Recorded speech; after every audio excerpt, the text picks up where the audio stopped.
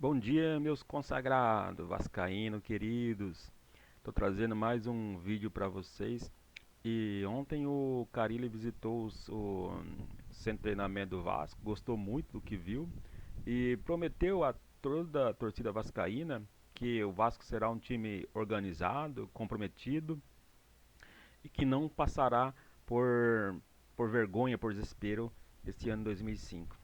Bem, vou trazer o vídeo para vocês, né, de como foi o debate sobre os novos reforços do Vasco na mídia. Mas antes eu quero pedir para vocês deixar o like, compartilhar e bora pro vídeo. O Carille que vai precisar mesmo montar um time organizado. Trabalho bem desafiador. Esse não tem um elenco estrelado, não. Né?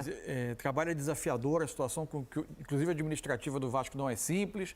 O que foi o Campeonato Brasileiro do Vasco, você ainda não tem uma transformação profunda, porque nem há recurso e nem seria responsável se a diretoria, o Pedrinho, saísse ao mercado para promover esse tipo de coisa. Tem questões importantes a resolver sobre o futuro da SAF do Vasco. É um trabalho desafiador e ele vai precisar tirar o melhor dos jogadores que ele tiver. Talvez, né, Richarlison, um desafio maior do que o que ele teve no Santos. Porque assim, o Santos, claro, a responsabilidade era grande, voltar para a Série A. Mas o nível dos rivais. Né? O Santos era evidentemente superior aos seus rivais. É um trabalho bem difícil para o Carille. Assim, se você olhar o perfil do Carille, é um treinador que gosta muito de ter a questão táticas, vamos falar assim, é um time mais compacto, não um time tão agressivo ofensivamente, é um time que sofre menos gols, é um time que tem uma composição defensiva muito mais coesa do que a parte ofensiva e vai ter que, acima de tudo, trabalhar com aquilo que tem, né, Barreto? Porque a gente ainda não viu o Vasco no mercado. A gente não viu o Vasco atacando esse mercado. Vamos ver quais as possibilidades, o que ele tem de nomes para trazer, para fazer um time forte, para começar um ano já dando as caras dele para esse time do Vasco. Agora, que é desafiador, eu não tenho dúvida nenhuma. Os grandes reforços do Vasco, no momento, são os lesionados se recuperarem. Os dois de lado, né? O Adson, o David, teve a Jair voltou, Jair né, voltou na reta final, Paulinho. Mas talvez o mais interessante de observar vai ser qual é o projeto de Carille, um treinador conhecido por organizar os times de trás para frente. Exatamente. Com esses jogadores e com os veteranos, né? Com jogadores que têm o desafio da forma física, com o Felipe Coutinho. A Payet. Com o Payet. O Vasco, no segundo semestre, teve o debate.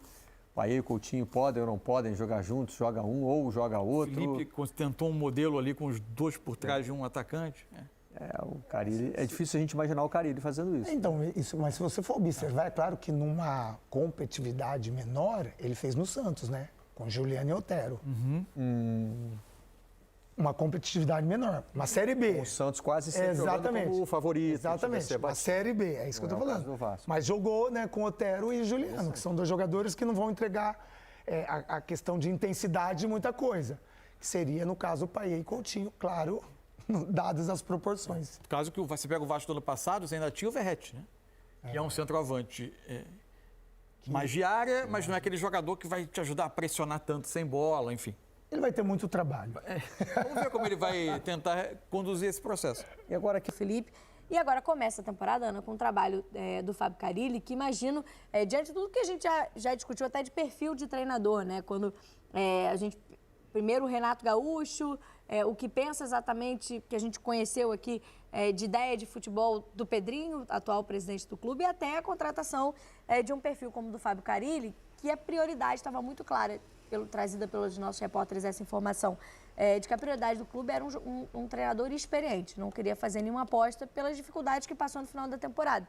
E começa por uma posição que foi talvez o calcanhar de Aquiles também do time, né? Era um time que sofreu muito defensivamente, não só pelos zagueiros, mas sofreu muito defensivamente na temporada e contrata um técnico que começa os seus trabalhos pensando em organização defensiva, né? O ponto forte do trabalho do Carille é a organização defensiva, né? Mas precisa de peças.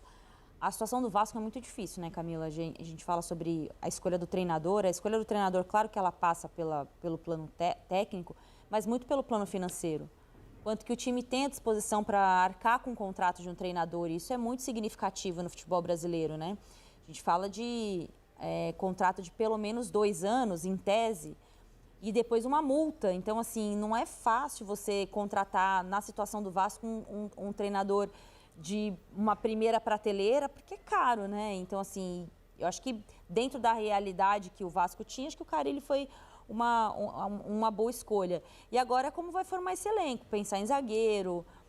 O ano passado, não só a linha de defesa, mas a cabeça de área, o Vasco teve muita dificuldade. Depois acabou se encontrando, né? Quando o Hugo Moura volta para o time acaba se encontrando.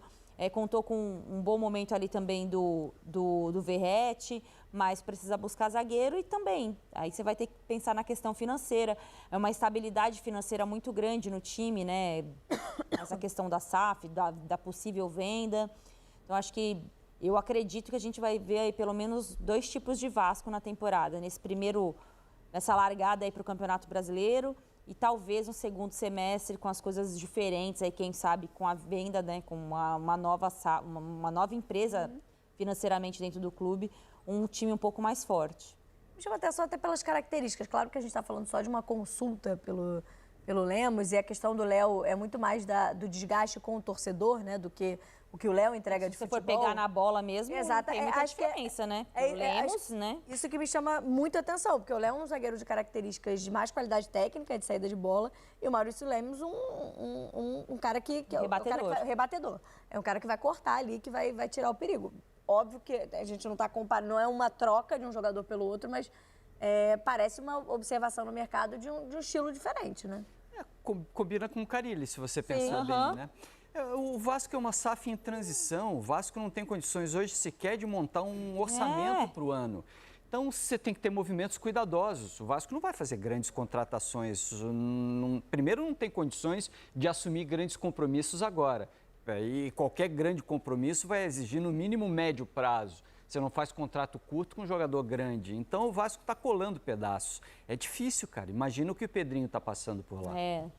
Vai ter que quebrar a cabeça aí para fazer essas contratações. Por enquanto, né, já 2 nomes para a zaga confirmados, ainda não anunciados oficialmente, provavelmente só no início da temporada, mas nesse momento a prioridade, pelo menos de contratações, tem sido esse setor, essa posição do zagueiro. Quem anunciou... Fluminense indo para o Vasco da Gama, que tem 3 jogadores já apalavrados em relação a reforços para 2025. O zagueiro Lucas Freitas, que está vindo do Juventude, chegou a jogar pelo Palmeiras. O goleiro Danilo Fusato, que vem do Eibar da Espanha. E o volante Tietê, que ano passado jogou pelo Botafogo, a temporada inteira, ano passado e ano retrasado também.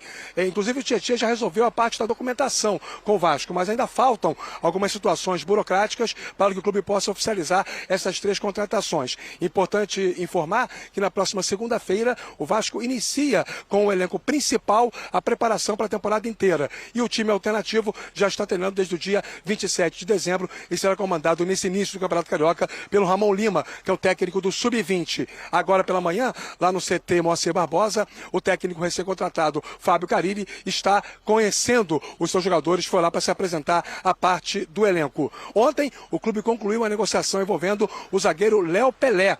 2 milhões de dólares. O jogador agora será atleta do Atlético Paranaense, contrato com duração de 5 temporadas e já falou como novo jogador do Furacão.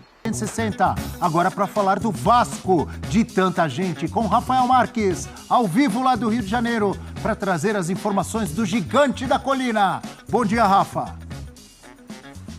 Bom dia Abel, bom dia Celso, bom dia Eugênio, bom dia ao Funk Esporte conectado com a gente no F360. Feliz ano novo para todo mundo que acompanha o programa. Já é a minha primeira participação aqui em 2025. O Vasco que está já se preparando para a temporada de 2025 com movimentações dentro e fora das 4 linhas. 3 jogadores já estão contratados, um deles inclusive já adiantou a papelada, o volante Tietê, que jogava pelo Botafogo. Ainda estão chegando o Lucas Freitas, zagueiro do Juventude, e o Danilo Fusato, goleiro do Eibar.